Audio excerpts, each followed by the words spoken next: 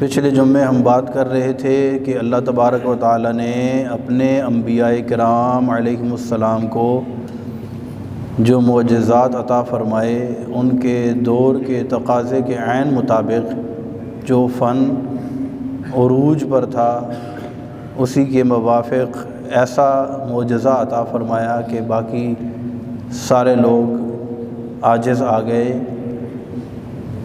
ہمارے نبی پاک صاحب لولاک صلی اللہ علیہ وسلم چونکہ سب سے آخری نبی ہیں اور تاجدار رسالت صلی اللہ علیہ وسلم کی آمد کے بعد اور کسی نبی کا کوئی تصور نہیں ہے، تو اللہ تبارک و تعالی نے اپنے محبوب کریم علیہ السلام کو جو معجزات عطا فرمائے وہ تا قیام قیامت آنے والے ہر دور کے اندر اسلام کی حقانیت پر سب سے واضح اور ناقابل تردید دلیل ہیں۔ اس پر ہم نے پچھلے جمعے قرآن کے حوالے سے کچھ مختصر گفتگو کی تھی، حالانکہ وہ ٹاپک بھی بہت تفصیل طلب ہے۔ تو قرآن بھی اللہ تبارک و تعالی نے جو اپنے محبوب کو عطا فرمایا تا قیام قیامت، اس کے ایک حرف کے مقابلے میں بھی کوئی حرف نہیں آ سکتا ہے، اور وہ ایسا ہے کہ جس میں قرآن پاک کے اندر خود اللہ تبارک و تعالی نے یہ چیلنج دیا کہ اگر تم اپنے آپ کو سچا سمجھتے ہو تو فأتوا بسورۃ من مثلہ، اس کی مثل ایک صورت ہی لے آؤ۔ اور ہم عرض کر رہے تھے کہ اگر قرآن کی مثل کوئی صورت لانا ممکن ہوتا تو بدر و حنین، احد یہ جنگیں نہ ہوتیں۔ وہ سیدھی سی بات تھی کہ وہ قرآن کے مقابلے میں کوئی چیز لے کر کے آ جاتے، لیکن وہ اس سے عاجز تھے، لہٰذا جو عاجز ہوتا ہے، جس کے پاس جواب نہیں ہوتا ہے، تو وہ اگلی بات لڑائی پہ آ جاتی ہے۔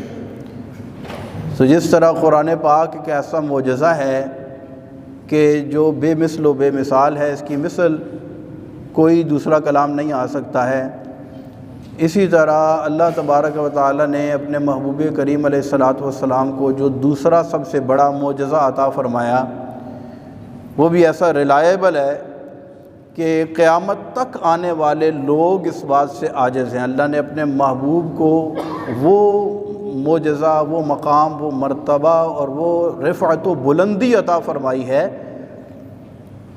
کہ اس کے مقابلے میں دنیا والے چاہے جتنی ترقی کر لیں اس کا عشر اشیر بھی نہیں ہو سکتا، اور اس معجزے کے مقابلے میں دنیا کی جتنی بھی قومیں قیامت تک آئیں گی، سائنس جتنی بھی زیادہ ترقی کرے تو اس معجزے تک پہنچنا ممکن نہیں ہے۔ میری مراد اس معجزے سے معراج رسول صلی اللہ تعالی علیہ وسلم ہے۔ کیوں؟ کہ اللہ تبارک و تعالی اپنے علم ازلی سے جانتا ہے کہ آنے والے وقتوں میں لوگ خلا کے اندر، اسپیس کے اندر دور تک جانے کو ترقی کا معیار سمجھیں گے۔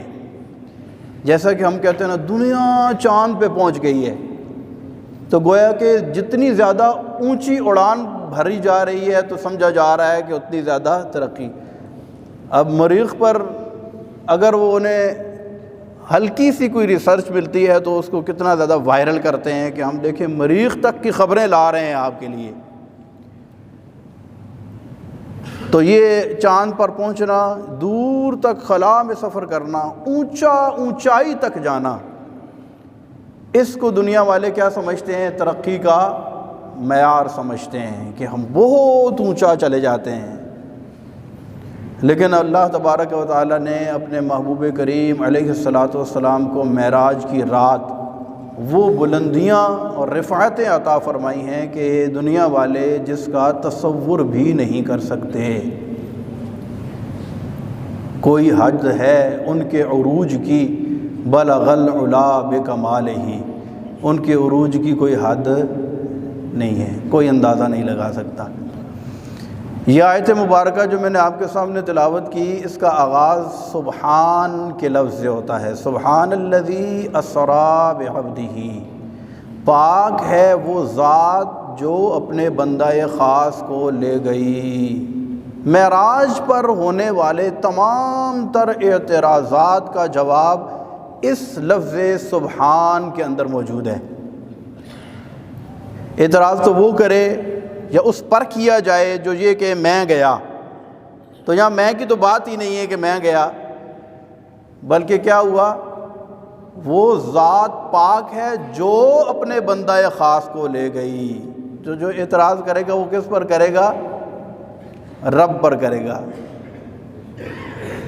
جانے والے پر نہیں، لے جانے والے پر اعتراض بنتا ہے۔ تو لہٰذا سارے اعتراضات کا جواب اس لفظ میں ہے، سبحان الذی اسریٰ بعبدہ، پاک ہے وہ ذات جو لے گئی اپنے بندہ خاص کو۔ لفظ سبحان جو ہے اس کا مطلب ہوتا ہے پاک۔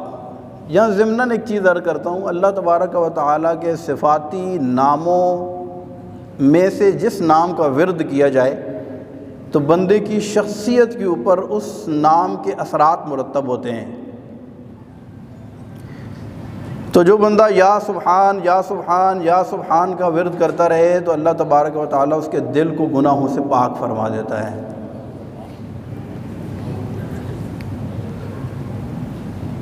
سبحان الذی اسریٰ بعبدہ، اسریٰ کا مطلب ہوتا ہے رات میں سفر کرنا، رات کے اندر۔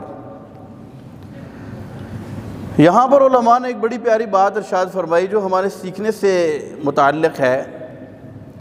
معراج ایک قرب کا نام ہے۔ معراج میں اللہ تبارک و تعالیٰ نے اپنے محبوب کو اپنا قرب عطا فرمایا، اور اس معراج کی جو لاجک ہے، جو حقیقت ہے، وہ بھی آگے بیان فرمائی، لِنُرِيَهُ مِنْ آیاتنا، ہم نے یہ معراج اس وجہ سے کرائی تاکہ وہ ہماری آیتوں کو دیکھے۔ تو یہ اللہ تبارک و تعالیٰ سے ملاقات کی رات تھی، تو یہ وقت کیا تھا؟ رات کا تھا۔ تو جو رات کا وقت ہوتا ہے نا، رات کا وقت، یہ اللہ تبارک و تعالیٰ کے نزدیک ہونے کا وقت ہے۔ اسی لیے نوافل میں، نفلی عبادتوں میں دن کے مقابلے میں رات کی عبادت کی زیادہ فضیلت ہے۔ جیسے تہجد ہو گیا، رات کو آپ صلاۃ اللیل پڑھتے ہیں، رات کو جو نمازیں پڑھتے ہیں، نوافل پڑھتے ہیں، دن کے مقابلے میں ان کا ثواب بھی زیادہ ہے اور ان کی اہمیت بھی زیادہ ہے۔ وَبِالْأَسْحَارِ هُمْ يَسْتَغْفِرُونَ، تو یہ اللہ تبارک و تعالیٰ نے قرآن میں بیان فرمایا کہ سحر کے وقت وہ کہتے ہیں نا، ادی راتی رحمت رب دی کرے بلند آوازاں، بخشش منگن والیاں کارن کھلا اے دروازہ، رات پہوے تے بے درداں نو نیند پیاری آوے تے درد منداں نو یاد سجن دی ستیاں آن جگاوے۔ تو رات کا جو وقت ہے نا، رات کا، یہ خاص اللہ تبارک و تعالیٰ کی یاد کا، اس کی عبادت کا وقت ہے، اس کے قرب کا وقت ہے۔ تو یہ معراج جو ہے یہ بھی کس وقت ہوئی؟ رات کے وقت۔ اسریٰ بعبدہ لیلاً، اپنے بندہ خاص کو لیلاً یعنی وہ راتوں رات لے گئی۔ اللہ تبارک و تعالیٰ نے ارشاد فرمایا، محبوب ہم نے آپ کو اتنا مقام مرتبہ کیوں عطا فرمایا؟ تو رسول اللہ صلی اللہ علیہ وسلم نے عرض کی، میرے مولا اس لیے کہ تو نے مجھے اپنا بندہ خاص فرمایا، بعبدہ، اپنے بندہ خاص کو۔ تو یہ آیت مبارکہ نازل ہوئی، سبحان الذی اسریٰ بعبدہ لیلا من المسجد الحرام الی المسجد الاقصی۔ مسجد حرام سے مسجد اقصی تک جو معراج ہوئی، یہ نص قرآنی سے ثابت ہے، قرآن کی نص سے ثابت ہے، لہذا اس کا انکار بندے کو دائرہ اسلام سے خارج کر دیتا ہے۔ اور مسجد اقصی سے جو لامکاں تک کی معراج ہے، یہ کثیر احادیث صحیحہ بلکہ مشہورہ جو تواتر کے قریب پہنچ جاتی ہیں، ان احادیث سے ثابت ہے، لہذا اس کا جو انکار کرے وہ گمراہی ہے۔ تو سینکڑوں احادیث اس پر وارد ہیں جو معراج کے موضوع سے متعلق ہیں۔ تو میں ان کثیر احادیث مبارکہ کا خلاصہ انشاءاللہ آپ کی خدمت میں پیش کرنے کی کوشش کرتا ہوں۔ میرے آقا صلی اللہ علیہ وسلم نبوت کا 12واں سال، جس کو عام الحزن بھی کہتے ہیں، جس میں حضرت خدیجۃ الکبریٰ رضی اللہ تعالی عنہا کا وصال ہوا، حضرت ابو طالب دنیا سے تشریف لے گئے، اور اسی طرح کافی سخت اور بڑا پریشانی اور غموں والا یہ سال تھا۔ میرے آقا صلی اللہ علیہ وسلم حضرت ام ہانی، جو آپ کی چچا زاد بہن ہیں، حضرت علی رضی اللہ تعالیٰ عنہ کی سگی بہن، حضرت ابو طالب کی بیٹی، اور میرے آقا صلی اللہ علیہ وسلم کی چچا زاد بہن ہیں۔ آپ صلی اللہ علیہ وسلم ان کے گھر میں آرام فرما ہیں، رات کا وقت ہے، حضرت جبریل علیہ السلام حاضر خدمت ہوتے ہیں اور آپ کے قدموں کو بوسہ دیتے ہیں، آپ کو اٹھاتے ہیں وہ، اور اللہ تبارک و تعالیٰ کا پیغام دیتے ہیں۔ وہ بڑی پیاری بات کسی نے کی کہ خواب راحت میں تھے ام ہانی کے گھر، آ کے جبریل نے یہ سنائی خبر، چلیے چلیے شہنشاہ والا گوہر، حق کو شوق لقا آج کی رات ہے۔ تو حضرت جبریل علیہ السلام نے اٹھایا۔ پھر احادیث میں آتا ہے کہ نبی پاک صلی اللہ علیہ وسلم کے مبارک سینے کو شق کیا گیا، آپ کے قلب اطہر کو باہر نکالا گیا، اس میں نور بھرا گیا، آب زمزم سے اس کو غسل دیا گیا، پھر دوبارہ قلب شریف کو اپنی جگہ پہ رکھ کر بند کیا گیا، خون کا ایک قطرہ بھی نہیں نکلا۔ دنیا کی سب سے پہلی اوپن ہارٹ سرجری کا تصور، سب سے پہلی۔ اس کے بعد میرے آقا صلی اللہ علیہ وسلم کی خدمت میں ایک جانور پیش کیا گیا جسے براق کہتے ہیں۔ یہ گھوڑے سے چھوٹا اور خچر سے تھوڑا بڑا تھا۔ آپ صلی اللہ علیہ وسلم اس کے اوپر سوار کیا گیا۔ آپ مسجد حرام سے مسجد اقصی تشریف لائے، وہاں پر تمام انبیاء کرام پہلے سے موجود تھے۔ جب انہوں نے اپنے سردار کو دیکھا، جب انہوں نے اپنے آقا کو دیکھا، تو سب نے استقبال کیا۔ میرے آقا صلی اللہ علیہ وسلم نے آگے بڑھ کر تمام انبیاء کرام علیہم السلام کی امامت فرمائی۔ وہاں سے رسول اللہ صلی اللہ علیہ وسلم نے پھر لامکان کا سفر اختیار فرمایا۔ جب پہلے آسمان پر پہنچے تو آپ کی ملاقات حضرت ابو البشر سیدنا آدم صفی اللہ علیہ نبینا وعلیہ السلام سے ہوئی۔ دوسرے آسمان پر پہنچے تو آپ کی ملاقات حضرت یحییٰ اور حضرت عیسیٰ علیہم السلام سے ہوئی۔ تیسرے آسمان پر پہنچے تو آپ کی ملاقات حضرت یوسف علیہ السلام سے ہوئی۔ چوتھے آسمان پر پہنچے تو آپ کی ملاقات حضرت ادریس علیہ السلام سے ہوئی۔ پانچویں آسمان پر پہنچے تو آپ کی ملاقات حضرت ہارون علیہ السلام سے ہوئی۔ چھٹے آسمان پر پہنچے تو آپ کی ملاقات حضرت موسیٰ علیہ السلام سے ہوئی، اور ساتویں آسمان پر پہنچے تو آپ کی ملاقات حضرت سیدنا ابراہیم خلیل اللہ علیہ نبینا وعلیہ السلام سے ہوئی۔ اس کے بعد اوپر سدرۃ المنتہا ایک مقام ہے۔ سدرہ کہتے ہیں بیری کے درخت کو۔ یہ وہ مقام ہے کہ جس سے اوپر کوئی نہیں جا سکتا، بلکہ حضرت سید الملائکہ حضرت جبریل امی علیہ السلام کا وہ مقام ہے، اور اس سے اوپر وہ نہیں جا سکتے ہیں۔ یہاں تک تو جبریل ساتھ تھے، لیکن آگے جب بڑھنے لگے تو جبریل رک گئے۔ ارشاد فرمایا، جبریل تو کیوں رک گیا ہے؟ عرض کی، یا رسول اللہ صلی اللہ علیہ وسلم، اگر میں آگے ایک قدم بھی بڑھتا ہوں میرے بال اور پر جل جائیں گے، لہٰذا اس سے آگے میں نہیں جا سکتا ہوں۔ اس سے آگے نبی پاک صلی اللہ علیہ وسلم اکیلے اللہ تبارک و تعالیٰ کی بارگاہ میں حاضر ہوئے۔ یہ ایک مختصر سا خلاصہ ہے جو معراج کے حوالے سے ہے۔ پھر اللہ تبارک و تعالیٰ سے ملاقات، اللہ تبارک و تعالیٰ کی زیارت، پھر جنت و دوزخ کی سیر۔ آپ نے جنت کے اندر اپنے امتیوں کے درجات دیکھے، دوزخ کے اندر موجود لوگوں کے عذابات کو دیکھا، اور مختلف وجوہات آپ کی خدمت میں عرض کی گئیں کہ یہ بندہ اس وجہ سے عذاب کے اندر مبتلا ہے، یہ اس وجہ سے عذاب کے اندر مبتلا ہے۔ اور جنت کے اندر درجات دیکھے کہ یہ آپ کا امتی یہ عمل کرتا تھا، اس وجہ سے اللہ تبارک و تعالیٰ نے اس کو جنت میں یہ مقام عطا فرمایا ہے۔ تو میرے آقا صلی اللہ علیہ وسلم کو وہ عروج، وہ بلندی، وہ قرب اور وہ رفعت عطا فرمائی گئی کہ جو کسی کو اس سے پہلے نہیں دی گئی۔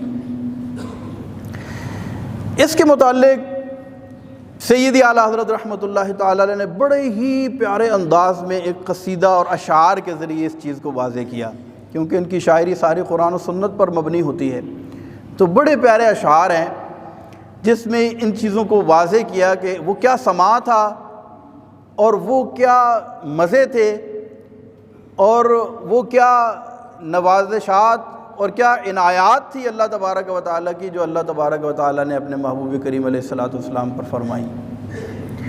تو میں یہ عرض کر چکا ہوں کہ یہ اللہ کی قدرت کا بہترین ایک نمونہ اور اللہ تبارک و تعالیٰ کی قدرت کا ایسا شاہکار ہے کہ قیامت تک آنے والے لوگ اس کو چیلنج، چاند پر پہنچنے والے لڈیاں ڈال رہے ہیں کہ ہم چاند پہ پہنچ گئے ہیں، لیکن اللہ تبارک و تعالیٰ نے، بلکہ ایک کتاب کا نام ہے شرح عقائد نصفیہ، شرح عقائد نصفی، یہ علامہ سعد الدین تفتزانی رحمۃ اللہ تعالی علیہ کی لکھی ہوئی کتاب ہے یہ، اور درس نظامی اور عالم کورس کرنے والے کو عالم کی سند اس وقت تک نہیں ملتی جب تک اس کتاب کو نہ پڑھ لے۔ شرح عقائد نصفی، اس کی شرح ہے نبراس کے نام سے، حضرت شیخ عبدالعزیز پرہاروی رحمۃ اللہ تعالی علیہ نے اس کی شرح لکھی ہے، ان نبراس کے نام سے، عربی شرح ہے۔ اس کے اندر انہوں نے ایک واقعہ لکھا، بڑے ذوق کی بات ہے تو میں نے کہا چلے یہ بھی آپ کی خدمت میں پیش کر دیتا ہوں۔ ایک بزرگ ہو گزرے ہیں حضرت ابو الحسن خرقانی رحمۃ اللہ تعالی علیہ، یہ بہت روحانی اعتبار سے اللہ تبارک و تعالیٰ نے ان کو بڑا مقام دیا تھا۔ ایک مرتبہ روحانی اعتبار سے مراقبے کے اندر انہوں نے پرواز شروع کی، یہ ظاہری نہیں تھی بلکہ مراقبے کے اندر روحانی پرواز تھی۔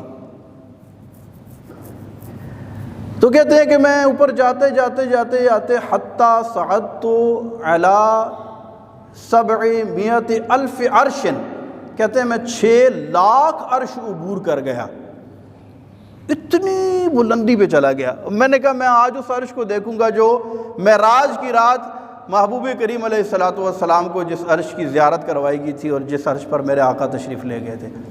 تو کہتے ہیں میں آگے جاتا گیا تو اچانک آواز آئی کہ تو کدھر جا رہا ہے؟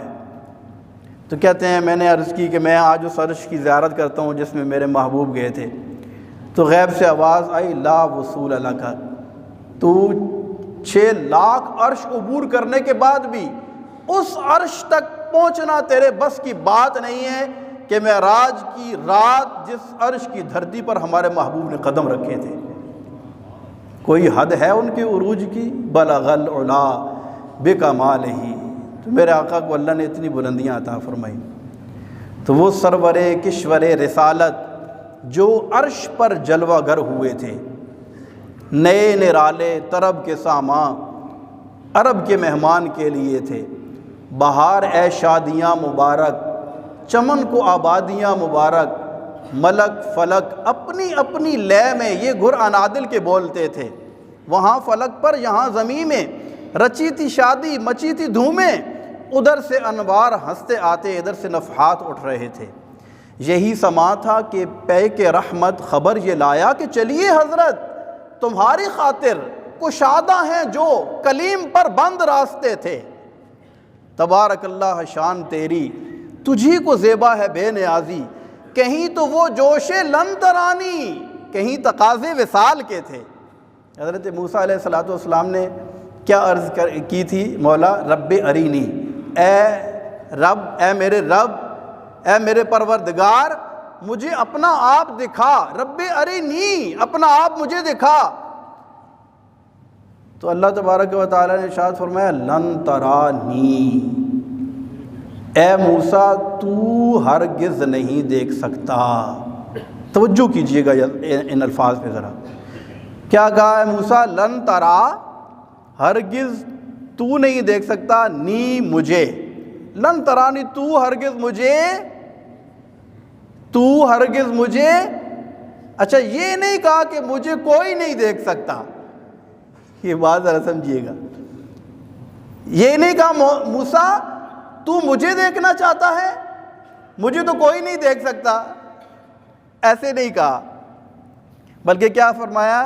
لن ترانی، اے موسیٰ تو ہرگز، کیونکہ حضرت موسیٰ علیہ السلام نے اللہ سے کلام کیا تھا، وَكَلَّمَ اللَّهُ مُوسَىٰ تَكْلِيمًا، وہ اللہ سے ہم کلام ہوتے تھے۔ تو جب ہم کلام ہوتے تھے تو زیارت دیدار کی طلب اور کئی گنا بڑھ جاتی تھی۔ تو اللہ تبارک و تعالیٰ کی بارگاہ میں، مولا میں تجھ سے ہم کلام تو ہوتا ہوں، کبھی اپنا آپ مجھے دکھا بھی، میں دیکھنا چاہتا ہوں۔ تو اللہ نے کیا فرمایا؟ لن ترانی، اے موسیٰ کلام تک محدود رہ، دیکھ سکتا، دیکھ نہیں سکتا، تو نہیں دیکھ سکتا، یہ نہیں کہا کہ کوئی نہیں دیکھ سکتا۔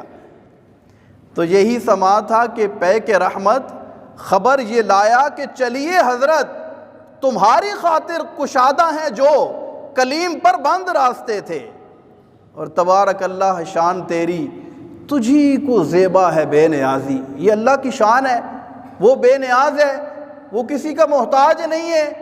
جب وہ کچھ کرتا ہے تو اسے کسی سے اجازت لینے کی ضرورت نہیں ہے، وہ بے نیاز ذات ہے، جب چاہے جسے چاہے جتنا چاہے نواز دے، اسے کوئی پوچھنے والا۔ تبارک اللہ شان تیری، تجھی کو زیبا ہے بے نیازی۔